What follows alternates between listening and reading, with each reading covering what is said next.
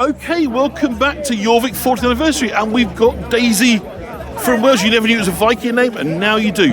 Daisy, you are so welcome to join us. Thank you for turning out, and thank you for agreeing to be part of this. No, that's absolutely fine. Tell us what brings you here today. So I actually came to York for university a good 3 years ago, and I made an amazing friendship group who are all Viking reenactors with Vanaheim. So you may as well avoid Viking reactors. What drew you towards? Honestly, it's all in the crafting and the research. So I did a history degree, and I love the amount of research that goes into every aspect of the clothing. So for what I'm wearing, all of it's wool, it's plant dyed, and then all of the jewellery is replicas. So we've got this plant, you said, is that woad? What do you use for that dark blue? So this is woad, and then the green is woad over dyed with weld, which is like a yellow.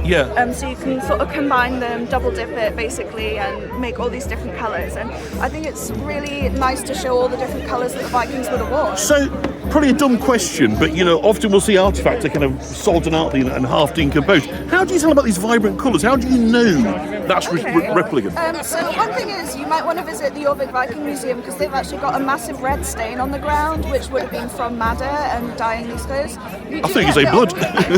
sorry, sometimes you do get little bits of textiles preserved. So for example, where I've got my brooch pinned on here, if that went in the ground, the rusting from the brooch would actually preserve some of the fabric. So we do have little bits of textiles like that. They can look at it with microscopes and test it and figure out what they would have worn. So modern scientists play a huge role then, isn't it? Fantastic. And the artwork as well must give some indication, doesn't it, of the kind of... Yeah, some of it. So actually, I've got a little Valkyrie here, and you can see that she's tied her hair in a knot. You can see that she's got a kind of a beautiful dress on, and she's holding a little horn. So you do get hints, but obviously it's not as clear, so we do use a little bit of interpretation. So there's a bit of license being applied there, isn't there? Absolutely. And I noticed that you've got, are these keys or charms? What are these on here that we're looking at? Oh, yeah, these are little iron little charms. I don't think they're accurate, actually. Just bung on. But I noticed you haven't got any keys, and I've spoken to some more matronly figures, shall we say, in previous years. I know that keys signify significance of prestige and importance and the household treasury. It's difficult to really figure out how gender roles worked back then. So for a lot of women were slaves and they were used like chattel, but in similar ways women did have power as being the key holders for the house. And of course the little chair that I've got on is actually from a Viking witch's grave. So she would have been incredibly wealthy. She would have moved between settlements, sort of advising kings, things like that. So there were opportunities for women to wield some real power. So would you say it was equal? Is that a term that they would recognise, or merely that there were strong roles for both genders to play? I'm not sure about equal. I think there was a lot of practicality, if that makes sense. I mean, women were still living a really physical life. You should try doing all of those really heavy chores. But I wouldn't say equal, being as you consider the Vikings going to places carrying off nuns and such. There was still quite a lot of violence against those as well. And presumably quite a lot of the year by yourself as well, wouldn't it? If you were a wife and a mother and had those other roles as well, absolutely. You're doing a lot of that by yourself, aren't you? If you look at the Viking Great Army, they would be around for years and years at a time, off abroad doing what they wanted to do. So women would really have to hold things down, of course. Fantastic. Well, thank you. And how many years? I know you said you're at university, but how many years have you been involved in the reenactment? Oh goodness, maybe 5-6 years now. Okay. And biggest and best so far? Pardon? The biggest and best so far, the 40th anniversary? Yeah. Well, the biggest part of all of this is actually the community. That's what makes it the best thing, I think. And York's a really beautiful city as well, so it's nice to be here. And could you introduce your friend? Would that be okay? Yes, yeah, absolutely. This is Silja. Hi. We actually met through reenactment. We're in the same group together, but Silja's come all the way from Norway, so I'll hand You've come from Norway? Yeah, I came here for university and stayed here for a few years working. But reenactment has been a huge part of my time here, both when I lived in Winchester and in York. And it's a hobby that it turns into a lifestyle in a sense. And what is it, do you think, that first captured your imagination with this period of time, this culture?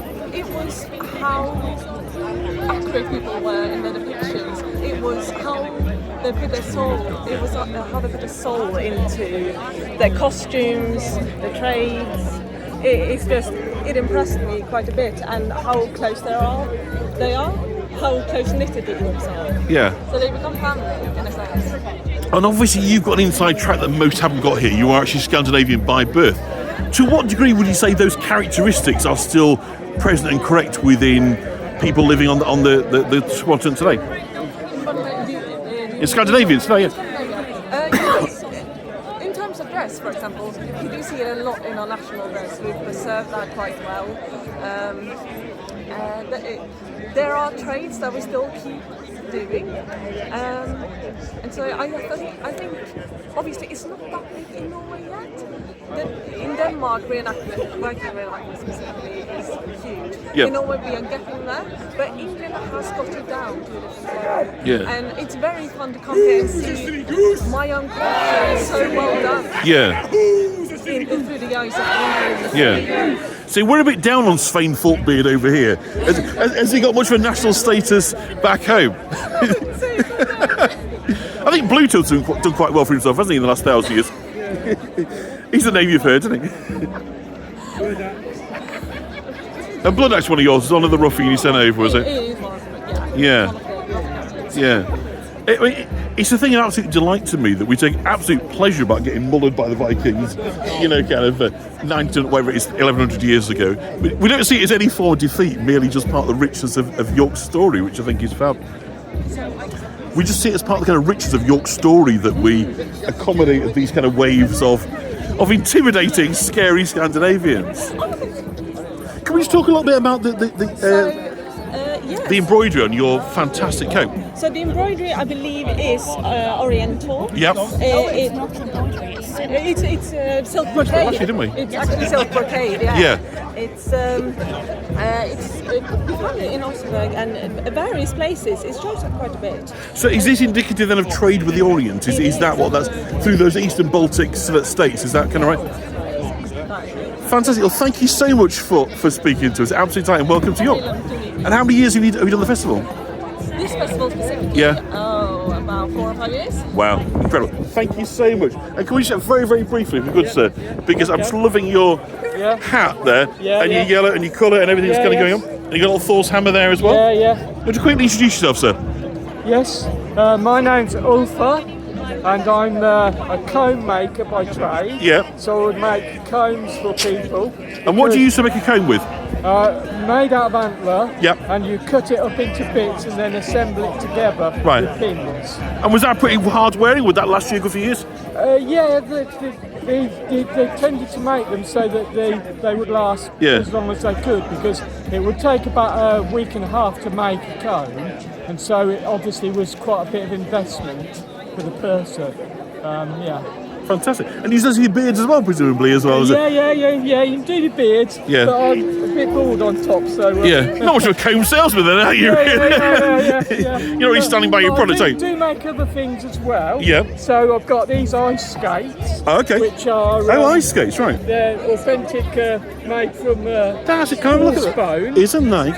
And that's if to distribute your weight evenly, that's the idea, is it? You'd tie those to the bottom of your boots. Yeah. And then you'd have a stick like this. Yeah. With a pointy end. Yeah. And you'd use that for propulsion. So it's like cross-country skiing, isn't it, as you might say, where it's literally one... Yeah.